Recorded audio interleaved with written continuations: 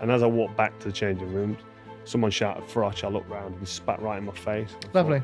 Well, that was nice. Thanks for that. Were you not entertained? One of the best nights of my life, becoming world champion. Got that green and gold belt that Mike Tyson had, that Muhammad Ali had, Sonny Liston. I've got that belt. That's me. I'm world champ. I've made it. It's the fighters that stop the fight from happening, not the promoters, in my opinion. I think Tyson Fury, if he really wants to fight Usyk, why is he chucking in a 70-30 split? In your view, he doesn't want the fight? No, his bluff was called and he didn't think he could get ready in 6 weeks. This is Up Front with me, Simon Jordan. I believe there are a lot of vacuous, uninformed, unchallenged opinions out there. I want to get to the bottom line and cut through the nonsense. So with this podcast with William Hill, I'm going to get people with strong views who think they can stand them up to proper scrutiny.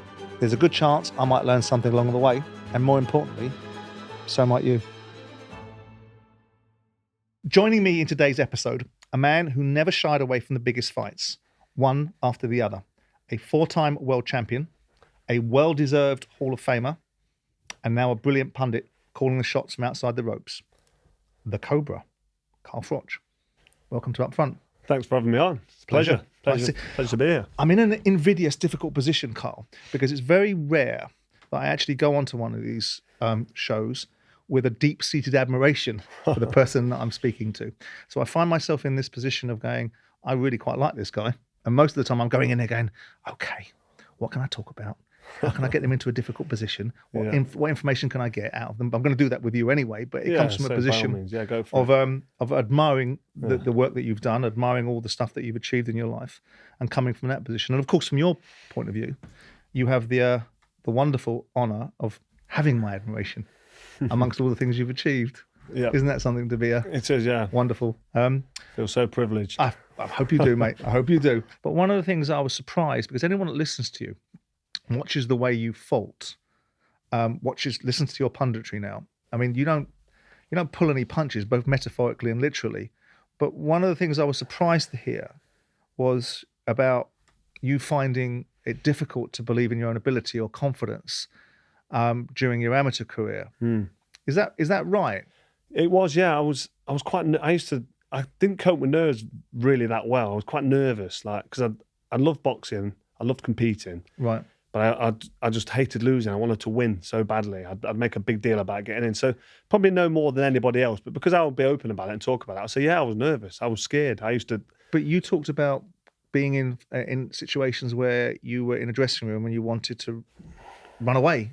Yeah. And not... Was not that fight? Well, it go through was my that head. more coming about fearing about losing? I'm fighting in 10 minutes. Yeah. And then what if I just didn't come out What if I didn't come out the changing rooms? What if I just... Why am I here? What am I doing? You know what I mean? Because I got back into boxing later when I was 19. As a kid, I enjoyed it, but it was when I got back into it. Because at 15 years old, I stopped boxing when I moved to Newark, which I was saying earlier, when I got the pub in Newark. I stopped boxing. I didn't box for 4 years. Did you do anything? I mean, because you like football like me, don't you? Yeah, I'm not a massive football fan. Right. I'm into it because obviously not even Forest. Yeah, Forest fan. Go down to the ground now and again, but not like an avid football fan like man. I like all sports. You know what I mean? I like golf. I'm into tennis quite a lot. I play quite a bit of tennis. Bit of paddle. I like paddle. I don't know if you're any good at that paddle. I've heard. You don't know if I'm any good at it. Yeah, I've heard you play. I'm remarkably good at it. Yeah, and I don't like to say these things, but I'm nothing like giving yourself a bit of credit around the game. Well, no, I think no boss is going to give me any credit, so I'll give it to myself. I think that paddle tennis. I love paddle tennis. I think it's a great sport. It's a really good sport. It's a great leveler. I've played with 20. Listen, I would happily give you a whooping at paddle any time. I'd really enjoy that. Yeah, Carl, that concerns me that in this instance you might be writing checks you're not going to be able to cash. If you want to play paddle, and we've got it here, it's indelible. So what you say here now will like what you say in life echoes through eternity. You sound like you can play that. I can play. You're backing yourself. I spent as my producer Luke knows, when we were in Qatar doing the World Cup, we got to play with a whole bunch of people. No doubles nonsense, singles, cross court. Yeah, but see what? Paddle's a doubles game. It is, yeah, it is. Yeah. But so why do you want to play singles for? You think you can impose yourself because of the court? But if you beat me with a doubles partner, I'm just going to say, your doubles partner was the reason you like. I was in Qatar and playing it before I flew over there. Nasser Khelafi, who owns PSG and was obviously quite an influential person in Qatar during the World Cup, said I love playing paddle.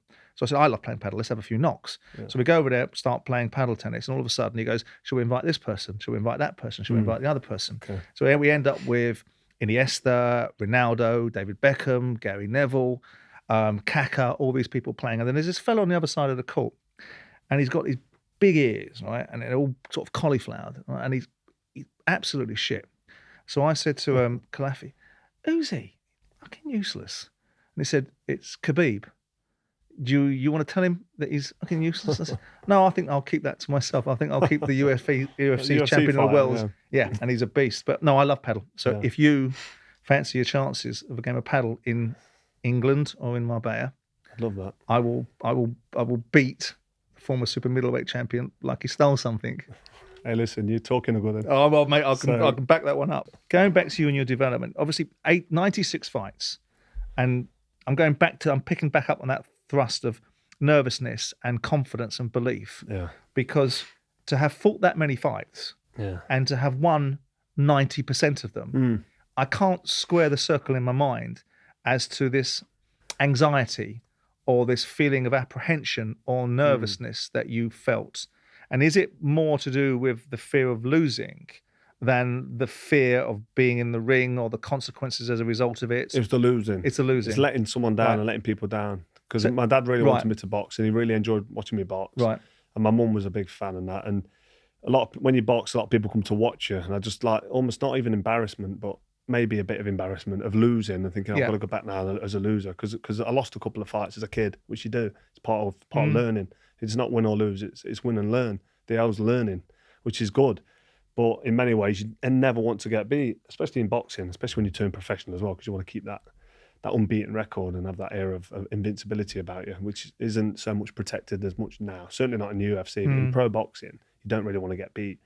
But yeah, I mean, I think I made a bigger deal of it than what it was before I got in the ring. And then when the bell went after round one, I was fine. That was it. I'm in my flow and it was all gone. Yeah. But yeah, I was vocal about saying, I was quite nervous. And I think I let myself down in a couple of fights because I was so nervous. Because rather than get stuck in and stand and have a fight, when I used to box for England particularly, because you want to perform and you want to get picked for the next tournament or you want to go to the Olympics. And if you lose, you're not going to get picked. And then the lottery funding came in and you want to get on the funding, so you want to get paid so you don't have to work, so you can just box. And there was a lot of pressure on you. Because so it wasn't a lack of belief. I'll tell you why. Because it wasn't so much a lack of belief, no. When I spoke to Johnny Nelson, he had a difficult period. And in order to get to where he went through a journey of losing fights and being ridiculed by audiences and called the worst fighter and embarrassed by the audience and so on. He had a bad time as a professional, though. That's my point. Fights, That's my point. And yet he attributed, and I'm going to equate it to you, because one of the things I understand that it seems less prevalent in this conversation than I thought it was going to be, because I thought there was an inherent lack of belief. It's not about lack of belief with you. It's about perhaps a fear of losing, which I actually relate to, because I hate doing anything badly and I hate losing in anything I participate in, as you will find out when we play paddle. Because when you lose, you're human. All right, we'll see. Again, it's indelible. We're not going to get away from this, Carl. When you look back on fights that defined you, I mean, there's lots of them for me, but you've got to pick one, Carl, for the purpose of this question.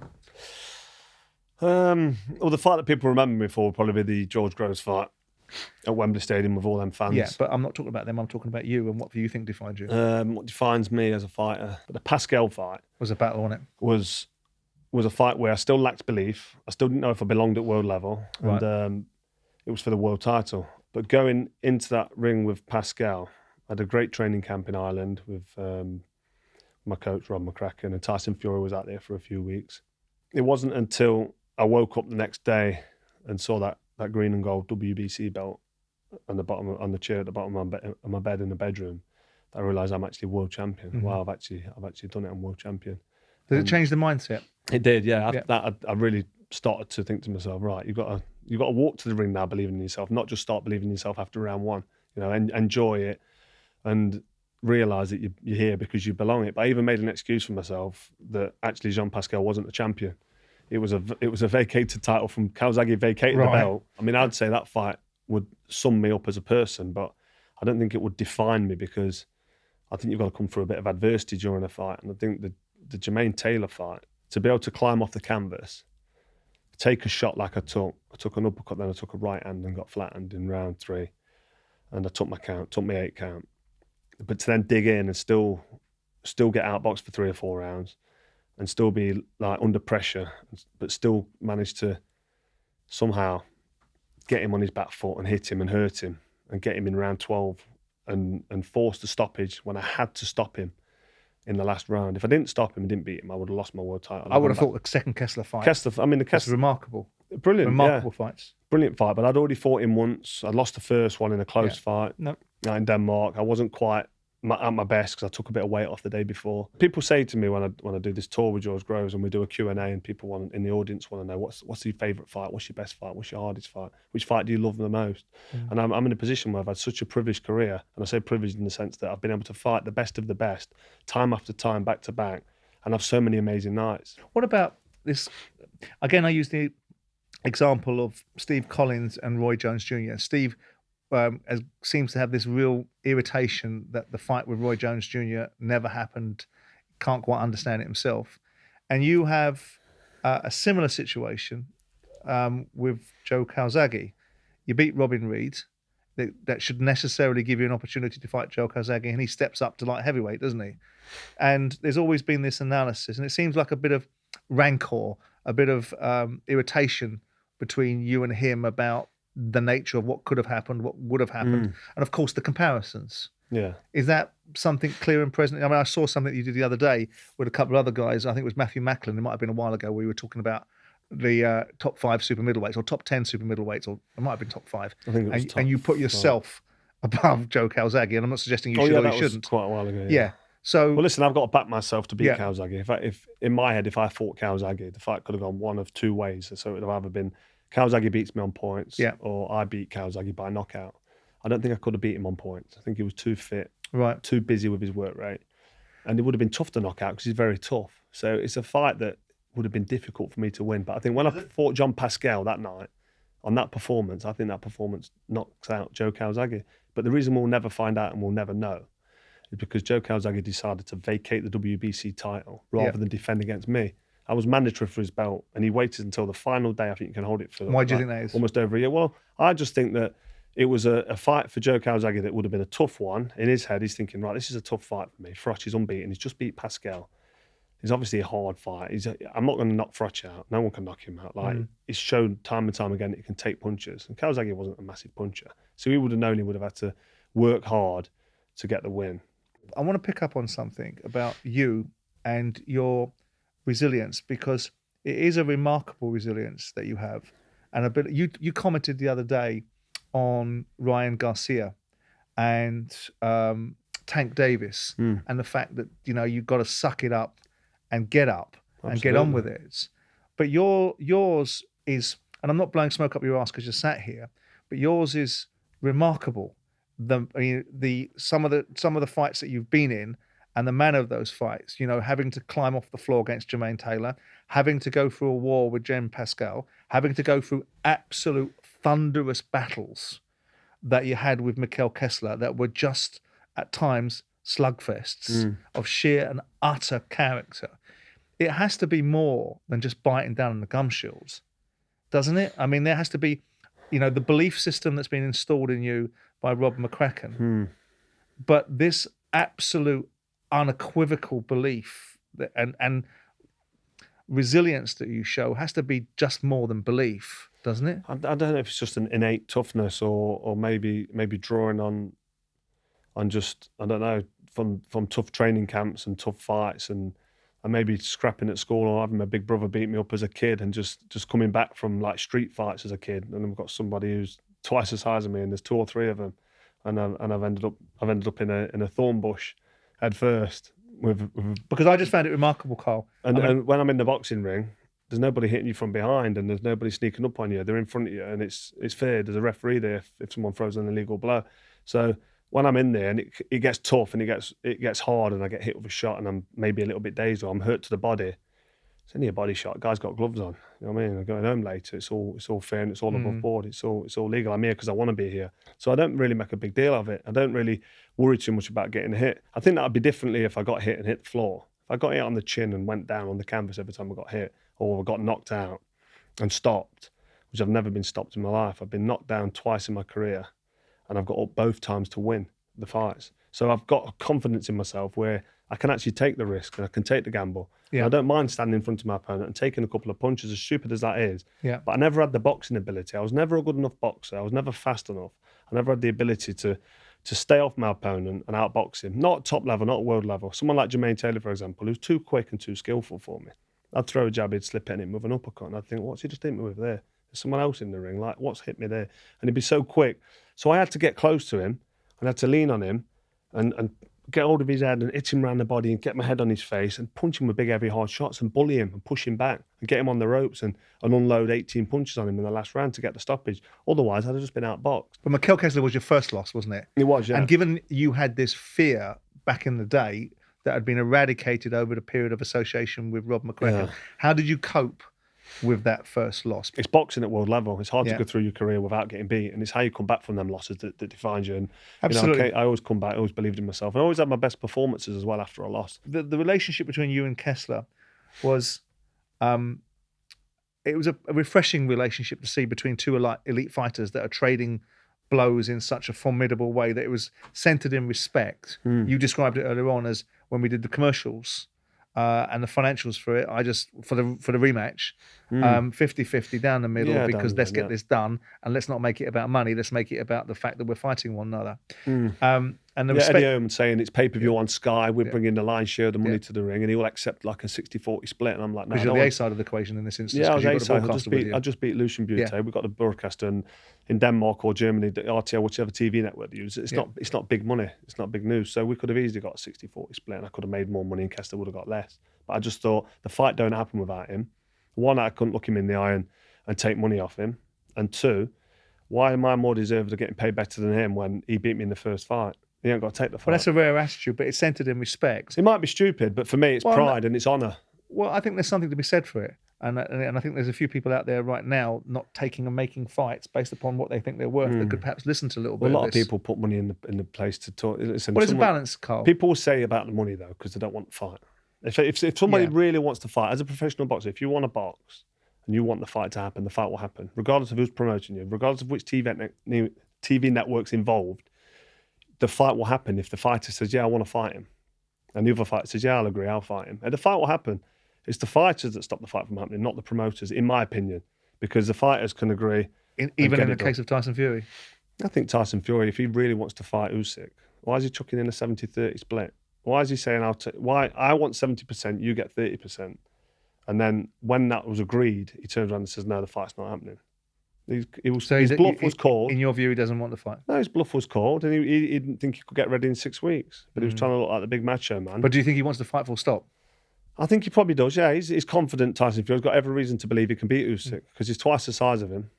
And he's... and he's a brilliant fighter. He's a great fighter. Yeah, he's an unbelievable heavyweight fighter. But moving the respect thing that pervaded the Kessler fights evaded completely the George Grove situation. Probably a space that you get fed up with landing in, but it's always an intriguing dynamic, and it must be intriguing to you because you and George are mates now, running around doing things together on stages.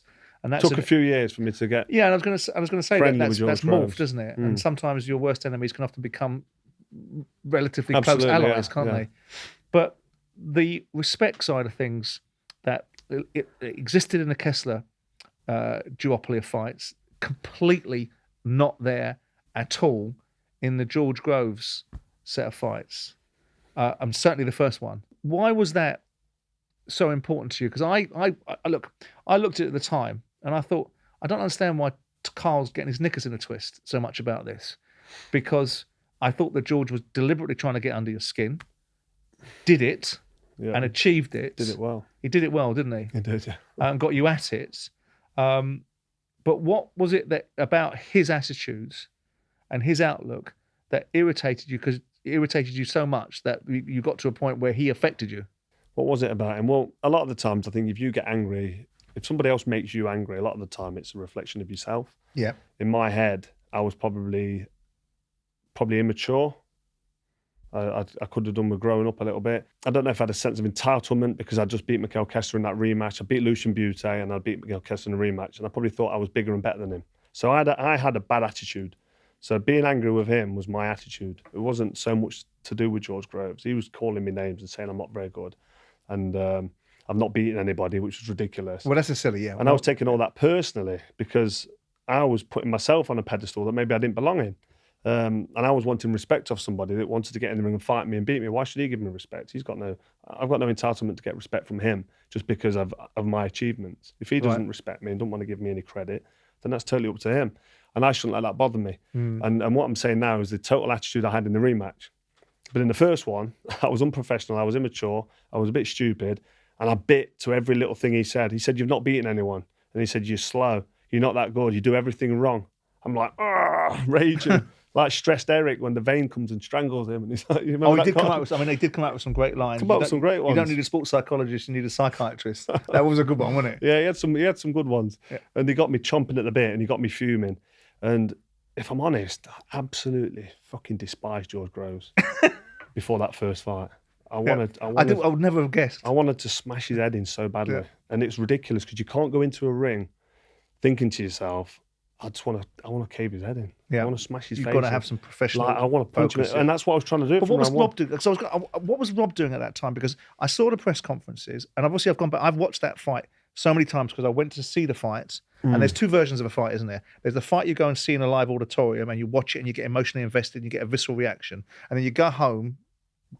Maybe as a punter you do, you as a fighter will do it differently. You go home and look at it again, and you take some of the background noise out of the equation, because when I saw the fight, I mean, the commentary that was put onto that fight when I went home and listened to it was even more electrifying than the experience because it was such a shock. Yeah, and there was brilliant commentary, and you were at the butt end of a lot of that commentary. Well, he was straight on it when Nick Collins saying this is going to be controversial when it got stopped. Well, when it got stopped, yeah. But he was also talking about some of the commentary was quite strident about you and about Jim Watt talking about Carl's not throwing any punches with any conviction. Yeah. He doesn't believe in anything the work he's doing and all that sort of stuff. And that obviously... George Groves is making a mug of me.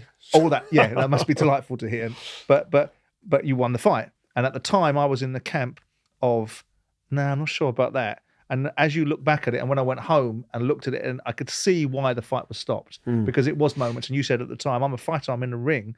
You know, if you know you've got a free shot at someone, that's a dangerous place to be. Paraphrasing the things that you used. But what I wanted to ask you was, you talked before the fight at the press conference, one of the press conferences. And I know you're now looking back at it with a different set of eyes. But you talked about Rob McCracken, and I only go into fights with Rob McCracken gets me ready. I'm ready when Rob McCracken tells me I'm ready, and everything I do is ready. Yet there's no way that you were ready for that fight mentally. No. Because you went in a certain mindset and things happened to you that probably hadn't happened before. And it seemed to me, based upon after the fight and the analysis, that you weren't mentally prepared for that fight. So how does that... I'm not trying to have a go at Rob, by the way. No. I'm just trying to square the circle of how you got into a situation where George pretty much did everything he said he was going to do, told you what he was going to do, did it. And I don't think I've ever seen, and I've been to about 30 world title fights. I've followed Lennox around the world. I've watched you. I've watched Ricky Hatton fight Costa Zoo. I used to go and watch Amir Khan. I've been to the York Halls. I've gone from the highest of the watching them. And I've never seen someone take some of the shots that you took in that 7th round. Why didn't Rob sense the danger signals of the fact that you weren't ready for this fight and you were in a mental place that was going to put you in the way of some of the things that you experienced for the first 5 or 6 rounds? Well, I don't know. I mean, Rob was my coach for my whole career. Yeah. And I was his real protege, his first protege that went on to win a world title. He worked with Howard Eastman for a little bit, and he boxed Howard Eastman, and I think that was his last fight. But he knew me inside out. He knew what I was like. And at the stage of the career... Did he know that you were in a certain frame of mind that put you in the way of jeopardy for this fight? Yeah, he knew that I wasn't properly prepared as well. So I usually have a 12-week camp, and I was 10 weeks into the camp. It was like 10 weeks to go, and I'm on this stepping out dance tournament, this dance show on ITV. So I got this feeling of, I'm a little bit... So it's like Lennox Lewis filming Ocean's 11 when he should be focused on Hazim Rahman, yeah? I'm a little bit of a celebrity, and I hate the celebrity word thing, but like a form of a public figure, which I've never been interested, not bothered, got no ego, not bothered. People say stuff, whatever. Don't want to. I turn down stuff as well. I don't want to go on TV. You know what I mean? I'm not interested. I just want to box, win world titles, and be proud of being a world champion and have a legacy. But I was doing this dance show. My mindset was on being a bit of a celebrity, and maybe I've got one eye on retiring, and I've made plenty of money, and I kind of don't want to be fighting anymore. It's almost like, do I want to be boxing or not? I wanted to box, but don't forget I only had 2 fights with George, and I retired. Yeah, I've got one eye on retirement for the first Groves fight, and I wasn't taking the training seriously. Did that not factor into your thinking though? If you know did you know at the time you weren't taking it seriously? Are you looking back now going, I didn't take it seriously? No, I knew. You knew, Mate, but you doubled down, mate. I was a professional for 13 years. I've got 13 black books, 13 diaries from 2002 to 2004 when I retired. And every book's got every press up, every sit-up. But you doubled down. Yeah, you were even more robust in the press conferences. You were basically, you're getting flattened. Yeah, because in my head, I can't be asked to train. I don't want to box anymore, but I've chinned him in sparring with 16-ounce gloves and head guards. Right. So all I've got to do is hit him on the chin. Again, stupid attitude, badness, bad attitude, bad mindset. So I'm looking at him thinking, as soon as I hit him on the chin with his 10-ounce he's going to go. He's going to be gone. And that's what I really believed in. And I was that begrudgingly not wanting to fight him because I wanted to fight in Vegas with someone. Was that still in your mindset when you're walking into the auditorium? Was that? No. And that's about to say then on the ring walk. You're starting to think, listen, come with the hour, come with the man. Yeah. And you've got to be brave and you've got to dig deep. But I was thinking, oh shit. I'm in a spot above her. I'm in trouble here. Because they said... So I know he could fight. The two commentators said at the time, there's two guys in that ring that both believe it's going to be their night tonight. Yet going on behind the scenes in your mind is, I got a spot above her here. And it leads on to the part that you won't like, which is you get knocked down in the first round and you get properly knocked down, don't you? Yeah, proper shot. Yeah. I felt it. What's going through your minds when you're walking back to that corner and you're sat down, and you're sat down in the first round, everything that George Groves has told you he's going to do, all that piss taking and getting on your nerves and irritating you and winding you up and getting under your skin and telling you, this is what I'm going to do. I'm going to meet you in the middle of the ring and I'm going to hit you with two right hands. And you're going, and is that it? Yeah. And that's thanks for telling me the game plan. Really, that's great. Yeah. He's gone and done it. Yeah. Is any of that in your mindset? Because I can't relate to it, mate, because I've not done what you've done and I can't understand the experience of getting knocked down by someone that can hit hard. But you're sat there with Rob McCracken. What's going on there at that moment in time? What's going on with Carl Froch in that moment? It's fight or flight. Yeah. It's just an automatic, subconscious reaction, and you're not really in control of it. But to try and answer your question the best way I can, I got flattened in round one, and it was towards the end of the round, which was good news for me because I needed the bell. And when the referee brought us together, I was just trying to. From round one, I was trying to hit him hard. I thought as soon as I hit this 10-ounce glove, I get the glove and I push it around my knuckle and I'm tapping it on my chin. I'm like, yeah, that's really hard. And I'm bending the glove and really feeling the glove. Yeah. And I've got my hand clenched and man, I can feel it now. Round one, I'm thinking, as soon as I connect on his chin, he's going to be out cold. I'm going to say, there you go. Told you. And that's how much I want it because I really despised him. I can put myself in that emotion, what I felt. And I can't go there very often, but I can still go there with George. Sometimes when I talk to him, I look at him and I say to him, I fucking didn't like you, You just got to look at his hair now. You just got to look at his hair now and smile, can't you? Yeah, what's happened to the top of his head? I don't know. I think it's roadkill, isn't it? Roadkill. No comment. I like George. So you got so I'm thinking I can hit him on the chin. So you're sat there on the stool and you're going... Listen, I'm thinking I can hit him on the chin. Even at that moment. And that's what I'm trying to do. And because I'm trying to do it, instead of throwing it sharp and looking for the opening and slipping and throwing the jab and getting my distance and getting my feet in range and being technical and clinical and trying to look for an opening, I'm just trying to chin him. Yeah, I'm going to... Like it's a pub brawl outside, right? I'm going to hit him on the chin like a Saturday night. Like someone who can't fight, just load up, swing it around and land him. You're never going to land the shot. And in trying to do that, I walked into a nice, clean, professional, nice sit back, jab right hand, and I walked straight into it on the chin and it put my lights out. I can't remember going down. I still can't remember now. When I watch it, I'm like, bloody hell, that was a good shot. And then I stood up, stumbled back into the ropes because I'd not fully recovered.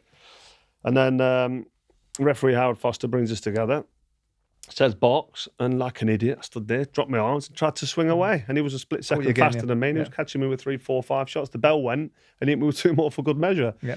So I went back to my corner, sat down on my stool, and I was like, oh, for fuck's sake, like I'm in trouble here. This is as bad as it could ever be. It's round one. He's faster than me. I'm loading up. I can't really catch him, and I've just been flattened, and I feel dazed, and I feel like I don't feel that fit. And I come out round 2 when the bell went, and I could feel my legs weren't quite there, and I could felt like at any stage if he catches me, I could go. Rob said, get behind your jab box, get your guard up. When he comes close, tie him up. All the right things. Yeah.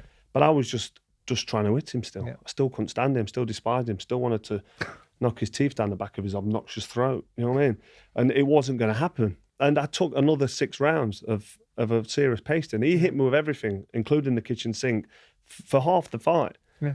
But what he did was, he tied. I don't know how I didn't go down again. No, neither do I. I don't know how. I think he hit you with bigger shots. Bigger shots, yeah, and he did. Somehow or another, and that goes back to your mindset of you weren't going to swallow this, were you? No You chance. weren't going to stop this. I'm not going down again. If I do get down again, I'm getting up. and I'm gonna get you. I'll get to you. I never ever stopped believing, even though I was getting punched in the head round and round after round. Were you surprised at the moment that Foster stopped it? I know afterwards you sat there and we did it a moment ago where you talked about the fact that I'm a fighter, I'm there, I can see what's happening, you guys can't. Listen, I think Howard Foster did a great job because George Groves was on his way. Yeah. And his arms dropped. As his arms dropped, the referee's looking at it. Howard Foster's thinking, right, he's gone here. I could have took a little bit of a step back, give myself a bit more room, not let him hold, and then probably teed him up with another couple of shots and really finished him off, which is what the crowd want to see. Yeah. It's what I'd want to see as a boxing fan. When I watch matches and think, the guy's gone, and the referee jumped in, and it was a great stoppage. But actually, I wanted to see the guy out cold on the floor unconscious, because it's a brutal Did it sport. annoy you, Carl? I mean, the reaction, I mean, George milked it a little bit on the ringside because he was obviously playing to a different gallery now. The gallery that was not interested in him on the way in was now cheering and celebrating.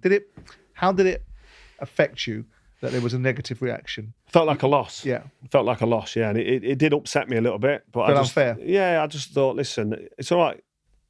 It's all right having a go at me, but the referee stopped the fight. It was a byproduct, though, wasn't it, Carl, of the fact that you'd been so robust in the press conferences and so basically dismissive of George and that he was going to get flattened. Yeah. But you talked about going out of the auditorium, being cheered in and spat on the way out. Yeah. Really? Yeah, exactly. That's what happened. I mean, listen, you try and justify how I got treated on the way. I mean, I did get cheered in and booed out because people wanted me to win because Groves' his obnoxious attitude and his leeriness and his cheekiness and his disrespectful attitude on the build up to the fight. It got everybody wound up. That's why the first fight was pretty good, and it was quite a good show on Sky Box Office, and it sold well. People wanted to see it, and the build up, the gloves are off, and the press conferences and the weigh-in even. It was good. It was a genuine grudge match, but for me to walk to the ring, get flattened in round one. Yeah. Right, I challenge any man who thinks he's fit. No, and I strong agree, mate. to get flattened in round one by George Groves, who can punch a little bit, by the way, as I found out in round one, and then get your head punched in for the next 6 rounds, and then still be stood there in round 7, the second half of the fight, and just bouncing your gloves together, coming out for round 7, still believing in yourself and thinking, it should be respected, shouldn't it? We're halfway there now. It should be respected. And then managing to force the stoppage. I'm not. It's not like I'm not hitting him. But that's fight fans, though, isn't it? Yeah, and then when the fights, I mean, I didn't do himself any favours because George Groves came over to shake my hand, and I'm not one of them that when you've got a big grudge match and you don't like each other, all of a sudden after the fight, all is forgotten. I didn't forget what he'd said, and he came over to shake my hand, and I told him to do one. Do you know what I mean? Don't put your hand out. You know what I mean? I don't want to shake your hand. Still don't like you. You know what I mean? But maybe it might have been different if the stoppage was different, if he wasn't complaining about the stoppage. But then I did the interview, probably didn't do myself any favours again, but I just said the referee was a great stoppage. He was gone, everyone was boo. And as I walked back to the changing rooms, someone shouted Froch. I looked round and he spat right in my face. Lovely. Thought that was nice. Thanks for that. Were you not entertained? Did you not enjoy that fight? It's probably one of the best fights in Britain for years. Really entertaining. All right, the fight was stopped early. I didn't stop the fight. The referee stopped the fight. And then as I was walking back, coins were bounced off the top of my head. One hit me on the bridge of my nose as if I want bruised and battered enough. And we ducked down and we got into the changing rooms. Biggest beating I've ever took in my whole career, that was. 6, 7 How rounds. quickly did it take you to decide to have the rematch? Because we've got this thing going on at the moment with Devin Haney and About a day or two. Lomachenko. Did you just go straight into it? I had no choice. As much You won. Yeah, well, as much as I didn't want to fight him, it felt like a loss. It felt like I lost the fight because the way it was received by the press and the boxing news publication at the time, which was like the Bible of boxing, that and the Ring magazine, it was like, I was just cheat. George Groves was cheated out of a win. Yeah. Did you ever envisage when you walked out and all that, the fight that manifested itself, the outcome, the reaction, that the next situation you're going to find yourself is in this remarkable... I always make this case because people keep talking about Anthony Joshua, and we'll talk about it briefly in a second, that everyone says everything about boxing, all the stadium fights were because of Anthony Joshua. And I go, well, hang on. Wait a minute. Hang on. You know, there were other stadium fights. Ricky fought in other fights, but Carl fought George Groves at Wembley in front of 80,000 fans, and they all take the piss out of you. How many was there? Was Carl talks about that every time. Tony Bellew says, you've never heard this from Carl, he never mentions it. So they all throw that in as a Mickey take. Yeah, well, listen, it's the biggest fight post-war in British boxing history. Oh, well, no, it was 80,000 fans at Wembley Stadium. Yeah. And it needs to be acknowledged. And just because I told Floyd Mayweather about it, tongue-in-cheek, I had a bit of a crack with him because Adam Smith said, right, you get to ask Floyd Mayweather one question. I think he was fighting Conor McGregor. Okay. I'm like, yes, sir. Right. I'm Carl Froch. Absolutely right. Good for I you. still had a bit of attitude then. Yeah. So I said, listen, Floyd, when I boxed George Groves, at Wembley Stadium in front of 80,000 fans. I chopped down a few trees myself because I would just watch the VT of him like chopping logs with his axe. So I just made this story about chopping wood, but made sure that when I was asking him a question, I talked about myself and about Wembley. So that kind of went quite viral, but that was a genuine me having the laugh and having the wind up.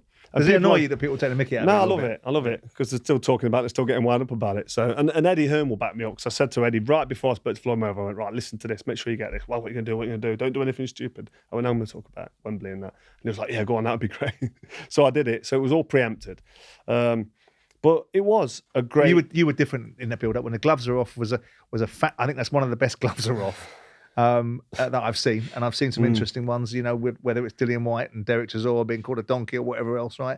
But that was an interesting one because it was just implied menace, basically. I thought, foolishly, as a result of the first fight, that George would win the second fight until I saw the gloves are off. And I thought... yeah, okay, there's a different Carl Froch on offer here. There's a different mentality. It's not like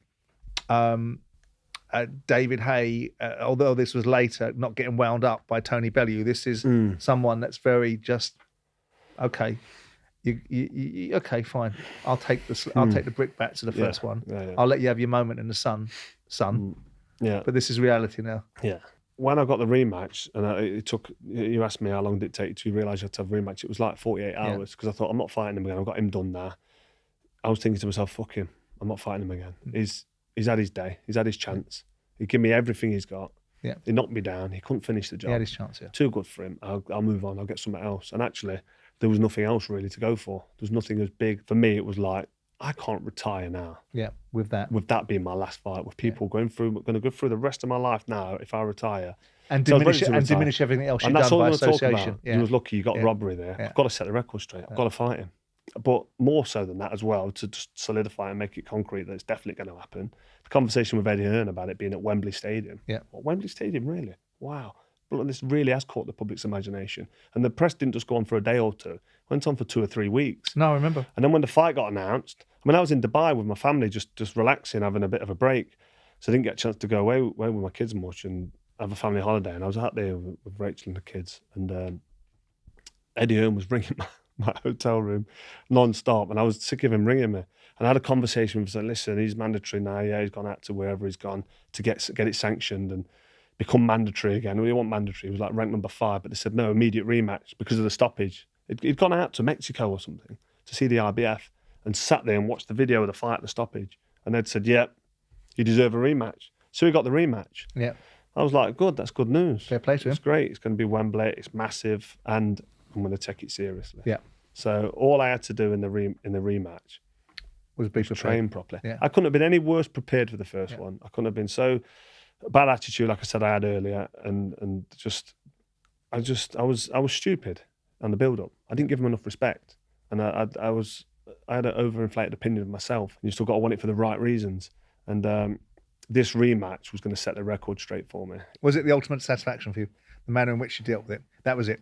That was the job done. I have laid this one to rest. No one can debate this one. I've cleaned him out. There he is. Well, it was such a conclusive finish, wasn't it? Yeah. And that was down to the preparation. And yeah, to answer your question, when I rendered him unconscious in front of 80,000. I know you like to say that, Carl. 80,000. I've heard you say it many times. I think he was asleep before he hit the canvas because his leg just folded in half. His foot was wrapped around his ear hole at one stage, and the referee just immediately waved it off. But when that punch landed, I knew he wasn't going to get up. And he did get up. He didn't beat the count, but he stood up and then he stumbled there wasn't into much his left corner. of him, was there? But the right hand couldn't have hit him any harder, any more flush. If I'd have said to George Groves, right, stand there, don't move, I'm going to punch you in the face as hard as I can. And he stood there and didn't move. And I had the time to just line it up. That was the I purpose. wouldn't have been able to hit him any harder. Yeah. I couldn't have hit him any harder because I threw a little fake, he reacted. I threw a left hook, throwaway left hook, which got my body over to my right hand side. Then I was able to transfer the weight from my right thigh, push it in from the calf, right up through the body, and boom, it landed right on the end of Such relish you say it with. Mate, Carl. his Such chin relish. his head was gone, he was asleep. Yeah. And for that to be my final punch of what was an amazing career. And that was it. For you, For that all was them it. people that went, that was it, Yeah. definitely. And I only anything I regret about retiring and doing it was not telling Rob McCracken earlier. Right. Because I'd already made my mind up, but I kind of didn't want to tell Rob, but maybe I had this fear of telling him and not wanting to tell him. I didn't want to let him down, or I wanted to have a conversation with him and agree with him that I'm going to retire, because I could never see myself retiring from boxing. I loved the sport for so long. I enjoyed boxing. I'd had a fantastic career, and I didn't really want to hang the gloves up. Didn't want to end it. But before that fight happened, before the rematch was made, I'd already decided that I wasn't going to fight again. I actually interviewed Rob a couple of days ago in Sheffield for my YouTube channel. You interviewed Froch on Fighting. Oh, very good. Yeah, I interviewed him. I've seen it. You seen it? I've watched it. I've seen you you enjoy and George. it, don't you? You do, very good. I enjoy Carl without, again, wanting to be overly sycophantic, which doesn't sit well with me. I watch a lot of the things you do and enjoy most of the things you do, mate. Thank you, I appreciate that. Included. But he said to me on that, which I didn't know, it was a bit of a revelation for me. He says, I knew you was going to retire after that fight, before it. I says, how did you know? He says, because you was coming in fight week and you was smiling and you was walking. Usually you're quite angry and you're quiet and you don't want to talk to anybody. He says, but you was overly happy and smiley and you wasn't your normal self. He said, but in a good way. It was nice to be around, which you're not usually nice to be around on fight week. And you were smiling and enjoying yourself, and you just enjoyed everything about the Wembley fight. Because you'd done all the training, you were super fit, and you'd also speaking to a guy called Chris Marshall, who's a sports psychologist, and he'd got my head straight. He'd separated the logic from the emotion and told me what the amygdala does, and I got a little bit of scientific sort of insight into the brain. And because I understood why I was getting wound up, and I understood why I was feeling emotional, I was able to just control it. And I use it now in everyday life with my wife and with my children. Yeah, it's a good I'm able tool. to just focus and meditate and just talking take a deep about breath. Rob leads me into Antony Joshua, which is a subject. I mean, Antony gets a lot of airtime, and I don't like to live, or any of us don't like to live vicariously through someone else, because we've all got our own space in the world. But square a circle for me. Again, I'm not after Rob McCracken, because I think he's a brilliant trainer, so don't get that into your head that that's where I'm going with this. But I can't understand the first Usyk Joshua fight. Everything that Antony Joshua does that can make it a winnable fight for Oleksandr Usyk, he does, right? I.e., he doesn't use his size, he doesn't use his power, he tries to box Oleksandr Usyk rather than do what the very thing that Joshua should be doing, which was sticking it on him and using the size and power that he's got as a natural heavyweight rather than a pumped-up cruiserweight becoming a heavyweight, all on Rob's watch. And I've never been able to understand that. I've never been able to understand how Antony went out and fought that fight that way. What do you make of that? Quite simple. It's a really short answer. He didn't listen to Rob McCracken. He didn't do what he was told. Just didn't listen to him. Totally disregarded him. And then that relationship broke down. And as a result of that. And Rob wasn't in the corner for the rematch, was he? No. He wasn't in the corner for the rematch. Because I couldn't understand the writing was on the wall. So when Rob, I mean, I've got a good relationship with Rob, and I always have done. And I respect him like, I tried to sum it up the other day again on my YouTube channel, Froch on Fighting. Excuse the plug. Fill your boots. Just cut that out if you want. Mate, we're number one podcast, so you go and fill your boots. Froch on Fighting. Get on it, YouTube, like and subscribe. I'm joking. Right, no, I'm not joking, actually. He was like, he must have known the fight was going to end. He must have known that their relationship was going to end. And because I'm friends with Rob, and because I have conversations with Rob McCracken, I can't talk too much about what me and Rob kind of talk about. I understand. I can't do it. I'm not asking you to breach any confidence. I want to get an insight, without breaching. It's quite easy for everybody to see who saw that first fight with AJ and Usyk that Antony Joshua did not listen to Rob McCracken. He didn't listen to him. Because I spoke and the training camp, I know, by the way, because you get little insights to the training camp and you hear other people talking about it. And I'm not talking about Robbie, I'm talking about other people talking about his camp. Not wanting to do runs, like hard runs, not wanting to spar. If you don't do the sparring, you don't do the running. They're the two most important fundamental things. You're not ready for the fight. Because I spoke to Shane, thinking that tactically, which we've all seen, that you can all of a sudden outbox one of the best boxers in the world. It's preposterous, isn't it? You can't outbox a guy who's faster than you. That's his stock in trade. He's a smaller weight division. He's a cruiserweight fighter. Because I can't outbox him. I spoke to Shane McGuigan and said, I think Shane was doing Lawrence Okolie's raps, and Shane told me, probably slightly indiscreetly, that that Antony was in the dressing room watching Lawrence getting wrapped, asking Shane what would he do in this fight. Yeah. And that, to my mind, says, well, surely you must know what you're going to be doing. If you're not prepared now, when in Christ's names are you going to be prepared? Yeah. What do you make of the whole... It shows that his mind's all over the place. And he's unsure. And he's obviously, for whatever reason, he's got no confidence in Rob McCracken. He's got no confidence in him. I don't know why. Maybe, he lost he lost against Ruiz. Yeah. And he got his head punched in. He got knocked out quite badly. And do you think he swallowed that fight? Because the accusation is he swallowed it. Listen, I think that when you get hit on the chin and you're dazed and you're slightly concussed, you kind of don't know what you're doing, and you sort of revert to type. And when I'm on my back foot and I've been knocked down, I get up and I try and get my opponent, try and get even. I don't get mad. I try and get even. I try and get him back, and I want to fight and I want to make it. Even if it means I'm taking risks, I'm taking punches. I'm just a natural born fighter, and I've fought since I was 8 years old. AJ started boxing late. He's not had that childhood amateur career. He doesn't know what to do when he's in trouble. Right. And he's never come through any kind of adversity like that. So that's not swallowing it then, is it? So it's probably not swallowing it, but it's just a natural... Well, there's two ways of looking at it. He doesn't know any better. He didn't know any better. Like, that was just his natural response. I've been put down. I'm hurt. I don't know where I am. I'm trying to fight back, which he was, but he was getting caught and beat to the punch. Then he was all over the place. Ruiz stuck it on him and landed some good shots. And it was like the referee gave him the option to carry on. The referee stood in front of Anthony Joshua after that knockdown and after him getting pummeled again against the ropes. The referee stood in front of him and said, right, show me you want to carry on. That's what the referee does to you, talks to you and says, show me you want to carry on. So if AJ would have put his gloves up and walked towards the referee, he'd have let it go on. He'd have let him carry on. But AJ was like on the ropes, arms on the ropes, foot on the rope. What's going off? Yeah. I'm not enjoying this. Someone get me out of here. Yeah. So you can call that what you want. You can call it swallowing, or you can just call it a natural reaction. Yeah. But he didn't want to carry on fighting. No. But for me, I'm telling the referee, I'm okay, I'm all right, I want to go on. Come on. The reason why that's the difference. The reason why I bring up Anthony Joshua is not so that we can all score points of getting information about Anthony Joshua, but you mentioned it recently this week. You spoke, or last week I think it was, you spoke about legacies. When we compare legacies for the purpose of this conversation, do you think you would have a better legacy? Because there's a lot of hype and a lot of noise around Anthony Joshua. He's made an immeasurable amount of money. And I think we all accept that everything flows off the tree of the heavyweight division, because everything comes down because it's always been the marquee division, right? Yeah.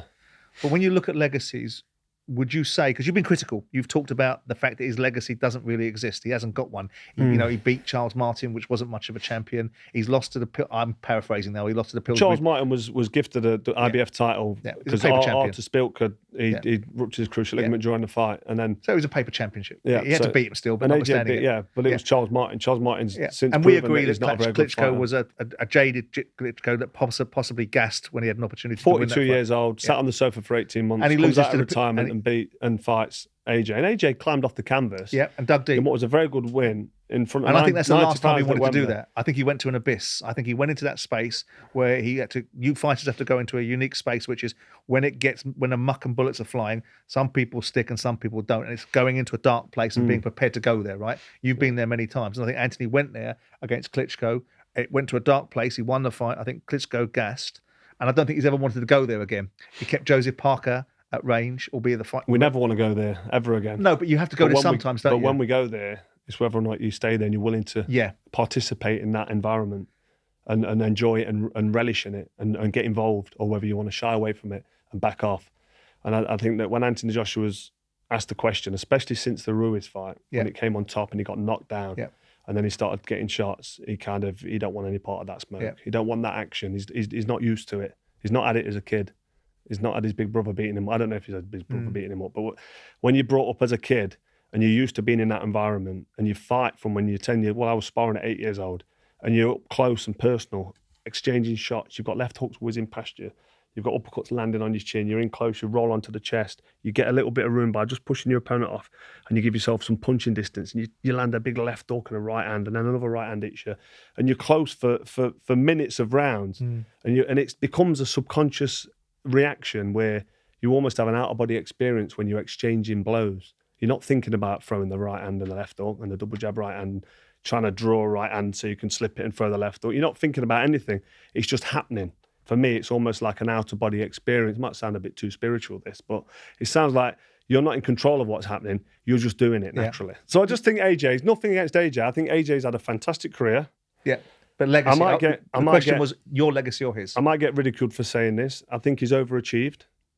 I really do. And that's not a criticism. That's brilliant. He's overachieved. He's done amazing. He's won an Olympic gold medal when many people, not just me, thought he'd lost the first fight against the Cuban. He won a very close fight against the Italian on a countback in a split decision. And he got the win. Fair play to him. I've been on the end of many wrong decisions in the Olympics. I missed out on the Olympic qualifiers for the Sydney Games, which was a nightmare. And I went to the World Championships a year later and medalled, which was great. So fair play to him. He's gone in there and he's done the fighting. Yeah. But then he's turned professional with limited amateur experience. Even though he's Olympic gold medalist, he's still got limited amateur experience. And he's had a fantastic career. Who's got a better legacy? A great career. Well, I don't think that his legacy can be compared to mine.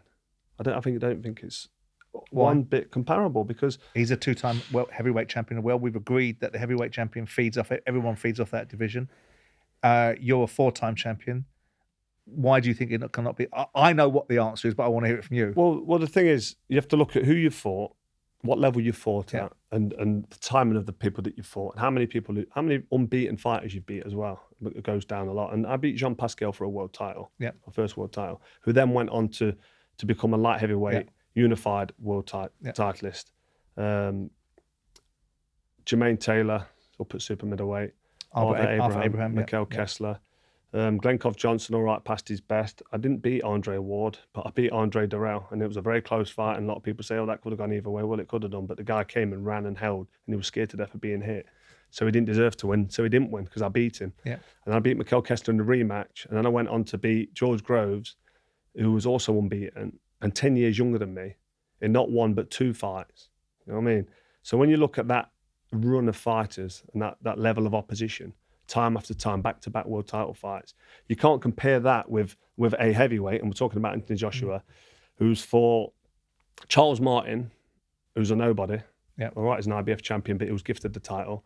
And then an old Klitschko who'd been sat on the sofa for the best part of 2 years, comes out of retirement, nearly beats him, by the way, and I'm not taking anything away from AJ, but AJ climbed off the canvas to beats Joseph Parker to get the win. To get a he belt beat Joseph Parker, he beat Povetkin. Yeah. But these are guys, I mean, Joseph Parker, I'm not being funny. He's not a bad fighter, but he's not an all-time heavyweight. Povetkin, not bad, but past his best. And who's he ever beat? The record doesn't stack up. The names don't stack up. If Anthony Joshua fights... So what is his legacy then? Wouldn't it be great if Anthony Joshua fought Wilder and Fury and didn't get knocked out, managed to keep out of the way, but then stuck it on him when Wilder got tired down the stretch and finished him off like he used to, throw 5-6 punch combinations instead of throwing single shots and 1s and 2s and then backing off. Do you think you can? I'm not so sure he can, not based on what I've seen. Yeah. But if he was to beat Deontay Wilder, then go in there and have a fight with Tyson Fury, and win or lose against Tyson Fury, if you give him a really, really good fight and it was a close fight that could have gone either way, or maybe beats him, then his legacy is solid because he's then beaten 2 live fighters. I agree. And I agree. He deserves to be right up there and remembered. I agree. But what about Tyson Fury? I don't know how he gets to that level based on the last couple of performances. But that's mental, since he lost to Ruiz, I've said it before, I think a piece of his soul was destroyed, whatever that means. I think he's took his soul, like the belief and the desire and that innate instinct to fight and stand in front of your opponent, look him in the eyes when it gets hard and exchange leather, and punch him in the face and get punched back and get hold of him and get close to him and talk to him in his ear and push him off. And when the referee says box, go in there like you want to try and smash his head in. And it sounds brutal, it sounds honest, but this is a fight. It's a boxing match. It's the nature of the business. It's a fight game. Yeah. And that's how you've got to be. You've got to be in there trying to do some serious damage. And I don't know if you can get that back now. I agree. I think once that pilot light's gone, I think it's difficult to get it back on again. Very quickly on the subject of legacies, before I move to the last topic we're going to talk about, Tyson Fury, has he got a legacy? Well, because he seems to be causing mayhem wherever he goes. He does, and ducking everything, and causing problems and overvaluing himself in every conversation. I love Tyson Fury, and that's not to say I don't think a lot of Anthony Joshua, but personally for me, Tyson Fury, he made his professional debut on the undercard of my world title fight. Yeah. I trained with him in Castleball, County Mayo for my first world title fight. And I watched him spar Perez while I was sparring Louis Garcia, 2 Cubans that came over. And was also promoted by the same promoter early on in our career. And then we both went our separate ways. He's now with Frank Warren. And I finished my career with Eddie Hearn. But I just love his attitude. I love the way he speaks. I love the way he gets in the ring and fights. I love the way he's not trying to please any sponsorships or any sort of promoters. He's just his own man. And he stands by his conviction, and he says what he thinks. So has he got? Is he? If he sometimes doesn't it's too much. But his legacy, which was your question, I can't give him a massive legacy. I can't give it him because not yet. He's fought Deontay Wilder 3 times, and he nearly got done in the first one, but he didn't. Was it a draw? It was a draw, wasn't it? It was a draw. Yeah. And then he nearly got done. He nearly got done again. Well, he got caught with some big shots. Three great fights against a guy who's not a massive heavyweight, Deontay Wilder. He's a big puncher. He's not massive. He's not a big guy. He's a puncher, don't he? He's a big, massive puncher. But because he's not that big and heavy, Tyson Fury is able to manhandle him, keep him at the end of the jab, keep him out of the way, lean on him, push him down, and just control the fight. It's quite easy for Fury to do what he does because he's so big and because he's so good as well. Yeah. So where's his legacy? You can't say that's he's a legacy. He's going to have to fight everyone else in the division to get it. You fought everyone. Yeah. So there's legacy. If he fights Usyk and he fights AJ and he makes mincemeat of him, beating Usyk, you've got to say, listen, generation, Usyk's beat AJ and AJ's done all he's done in his career, albeit not amazing, but he still beat everybody who's put in front of him except for Ruiz and Usyk. Yeah. So this is why I'm going back now about why his legacy is not that great because of the loss to Ruiz and the 2 losses back to back to Usyk. Yeah. It's difficult to give AJ a gleaming legacy. A legacy for me is a boxing legacy where you can say he belongs up there with Mike Tyson and Riddick Bowe and Lennox Lewis don't get enough accolade, but Lennox Lewis is up there. Evander Holyfield, them sort of fighters, Muhammad Ali. Them sort and Mike Tyson as well. Yeah, Mike Tyson, 100%. But he went on too long, didn't he? And he got some losses at the end that he didn't need to have. But you can't put Anthony Joshua in with them at the minute just because it's not his fault. Hopefully, he can not even prove everybody wrong. Hopefully, he can do something and finish his career on a real high. But from what I've seen in his rematch with Usyk and that comeback fight against Franklin, I just don't see anything that convinces me, not even in the slightest iota, that he's got a chance of coming anywhere near to beating Fury or Deontay Wilder. But wouldn't it be great to be able to give somebody some constructive criticism without everybody thinking that you're a hater? But that was my point. Because if Anthony Joshua does well in boxing and fights these people, and it's great for boxing. Absolutely. Which is great for me. Absolutely. And great for our career because we need people like AJ to win and look good. In this world that we live in, whether it's people believing in COVID, people believing in flat earth theories like you, or a different view on life, people get entranced in positions. You've been talking about various things recently. Please tell me, given the nature of legacies, that you are not going to get yourself involved with fannies like Jake Paul.